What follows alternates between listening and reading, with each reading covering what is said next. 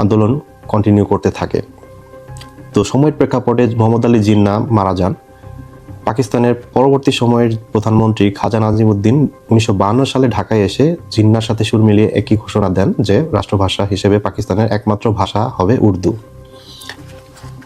এর বিরুদ্ধেই সর্বদলীয় রাষ্ট্রভাষা কমিটি 1952 সালের 21 ফেব্রুয়ারি বাংলা ভাষার দাবি দিবসের ডাক দেয়।